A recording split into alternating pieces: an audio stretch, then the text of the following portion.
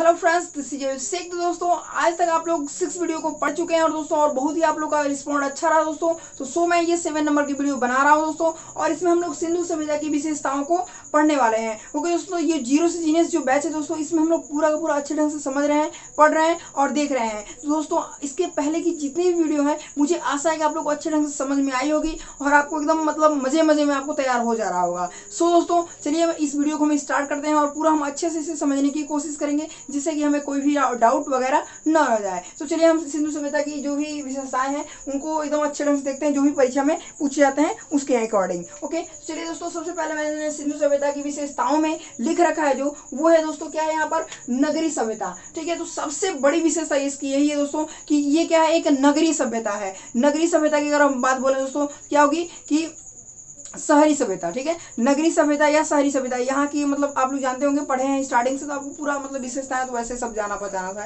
लेकिन फिर भी हम आपको एक बार यहाँ पे दिखा देते हैं। ठीक है, तो यहाँ पे क्या है, नगरी सभ्यता या शहरी सभ्यता, तो ये इसमें तो कुछ बताने की ज्यादा जरूरत है नहीं, आप लोग समझ चुके होंगे। ओके, चलिए आगे बढ़ते हैं। तो इस यहाँ की सड़कें, अब यहाँ की सड़कों की बात करें दोस्तों, तो यहाँ की जो सड़कें थी दोस्तों, ठीक है, यहाँ की जो सड़कें हुआ करती थी, वो जो सड़कें थी वो कैसी थी दोस्तों, तो एक दूसरे को क्या करती थी, वो 90 डिग्री पे जो है मतलब हिंदी में समकोण बोल सकते हैं, मतलब मैथ के व्यू से देखें तो उन्हें समकोण बोल सकते हैं। ठीक है, जैसे कि ऐसे मतलब ऐसे रास्ता गुजरा हुआ करता था, मतलब ऐसे ये रास्ता है पूरा, समझिए एक रास्ता ये गया है, ठीक है, और एक इधर से एक रास्ता आ जाता था। ठीक है ना, तो ये मतलब क्या होता था, एकदम सीधा सीधा रास्ता यहाँ होता था, टेढ़ा मेढ़ा वो होता ना, ऐसे टेढ़ा मेढ़ा यहाँ रास्ता नहीं हुआ करता था। जो भी रास्ता होता था सीधा होता था, और यही कोने वगैरह पे जो है घर वगैरह हुआ करते थे। ठीक है ना, ऐसे मतलब ये रोड के साइड में ऐसे यहाँ पे घर बने रहते थे। ओके दोस्तों, तो सब कुछ ये समझ में आ गया आपको। चलिए अब आगे हम देखते हैं। और एक और बात, यहाँ पे मैंने ये मतलब मैपिंग जो कर रखा है, मतलब यहाँ पे दिशा दर्शा रखा है, ये क्यों दर्शाया है, तो जो इनकी जो सड़कें हुआ करती थी दोस्तों,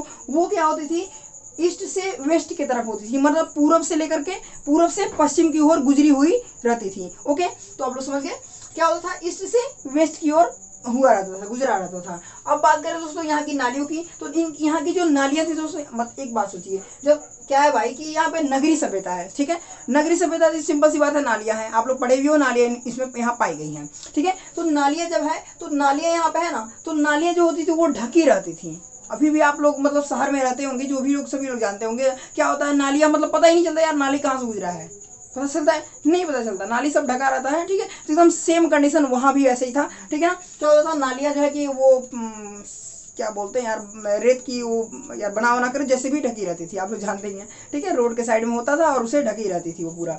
ओके, चलिए अब हम बढ़ जाते हैं आगे।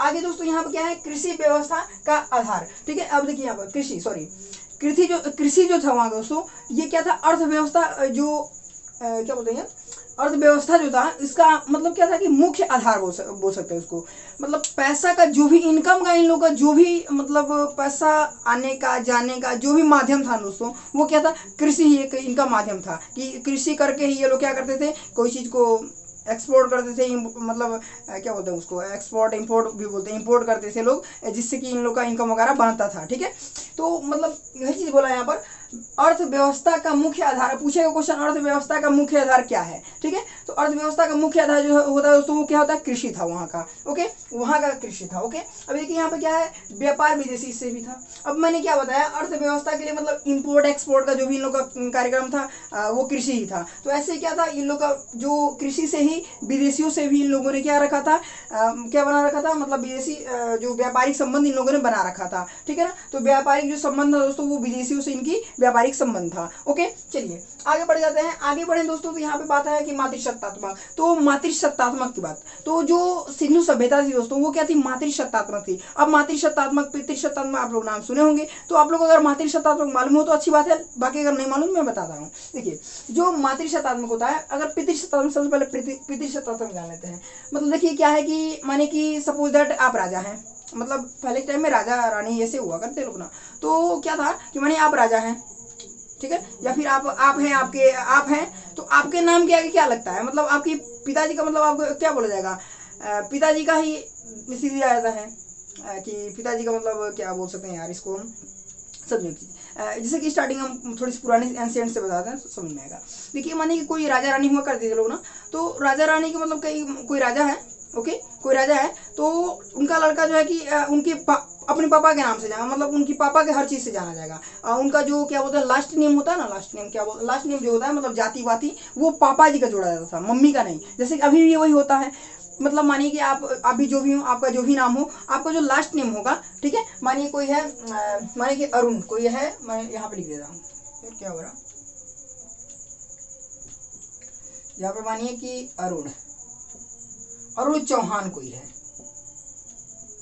ठीक है। अरुण कोई चौहान है, तो अरुण चौहान है, ठीक है। अरुण चौहान है, तो ये जो चौहान जोड़ा गया है ना, ये चौहान, ये क्या जोड़ा गया है कि होता है कि एक ही कास्ट में मतलब चौहान होते हैं ना, कोई कई जातियां होती है ना, तो मतलब ऐसे नहीं होगा कि मतलब मम्मी का जो नाम के टाइटल क्या होता है वो टाइटल हो वो यूज किया जाए, ऐसा नहीं होता था। क्या होता था कि हम लोग यहाँ भी क्या होता है कि पिताजी का जोड़ा जाता है, लेकिन ये जो टाइमिंग था ना सिंधु सभ्यता, इसमें मम्मी जी का मतलब माता जो उनकी होती थी, उनकी माताएं होती थी, उनकी जो है कि टाइटल को ऐड किया जाता था। मतलब जो भी नाम हो, मतलब ये मानी कि अरुण है, अरुण की मम्मी का जो टाइटल होगा वो इनके टाइटल, इनके मतलब लास्ट नेम के साथ में जोड़ा जाएगा, टाइटल के साथ में जोड़ा जाएगा यहाँ पर। ओके, आप लोग समझ गए। चलिए आगे देखते हैं। आगे क्या है यहाँ पर, लिपि जो थी भाव चित्रात्मक थी। अब लिपि की बात कर दिया। ओके, जो लिपि यहाँ की हुआ करती थी वो क्या थी,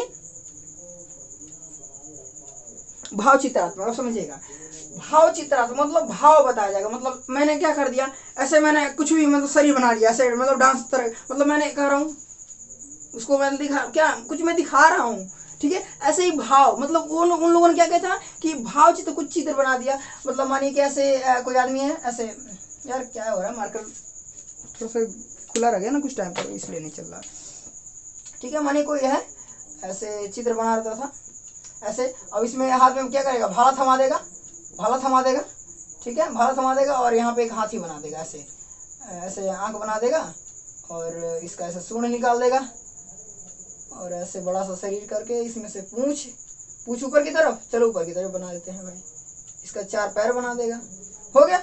ये क्या है, एक भाव चित्रात्मक, मतलब क्या कर रहा है ये आदमी, क्या कर रहा है, उसको मार रहा है, कुछ भाला वाला से मार रहा है। ओके, तो ये भाव चित्रात्मक हो गया। ओके, तो ऐसी भाव चित्रात्मक। अब बताओ इसको पढ़ने की कोई जरूरत है क्या, कोई पढ़ेगा क्या इसको, कोई पढ़ेगा नहीं पढ़ेगा भाई, तो ये पढ़ा नहीं जा सका है, ठीक है ना। ये पढ़ा, इसे जो है जिसे भाव चित्रात्मक थी लिपि, जिसे पढ़ा नहीं जा सका है। ओके, ये ध्यान रखिएगा। अब देखिए मुहरों पर जो दोस्तों, इनकी जो मुहरें हुआ करती थी, मतलब देखिए आप कुछ भी चीज, अभी पेपर आप देने जाते हो तो आप देखते हो कि सील पैक्ड रहता है, पेपर जो होते हैं ना सील पैक्ड रहता है ना।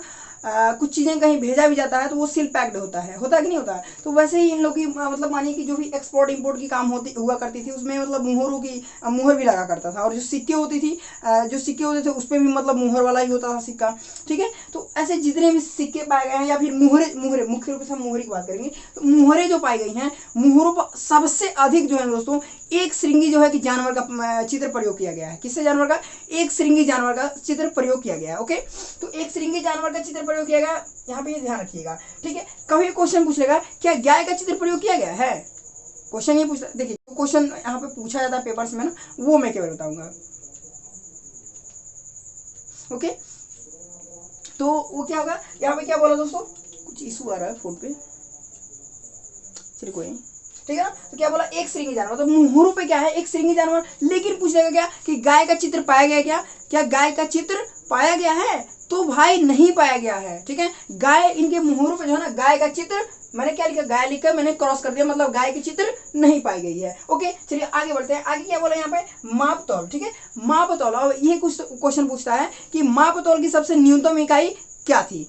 मतलब सिंधु सभ्यता के टाइम में माप तौल तो होता था, सिंपल सी बात है भाई, जब व्यापार होगा तो माप तौल तो होना है ना। तो देखो माप तौल होता था ना भाई, तो क्या होता था कि जो भी कुछ है माप तौल किया जाता था, तो उसके लिए आपको मतलब यार होना चाहिए ना, वो क्या बोलते हैं यार, बटखरा बोलते हैं हम लोग, यहाँ बटखरा बोला है। अभी तो ये डिजिटल हो गया, डिजिटल कोई दिक्कत नहीं, रख दो साला तुरंत बता देता है, वैसे लिख के बता देता है, ठीक है। पहले मतलब क्या होता था कि ईटा पत्थर, अभी आप लोग अभी टाइम में जो होगा, हम बहुत छोटे थे उस समय से मतलब देखते आ रहे हैं, अभी मतलब प्रयोग होता है दुकानों को, किराना स्टोर पे जाइएगा आप लोग होता है। लेकिन पहले क्या होता था, मुझे याद आता है, मैं जब बहुत छोटा था तो ईंट वगैरह का प्रयोग किया करते थे कुछ लोग। मैं राशन लाने के लिए, मैं छोटा था, राशन लाने जाया करता था, तो ईंट का प्रयोग होता था वहाँ पर।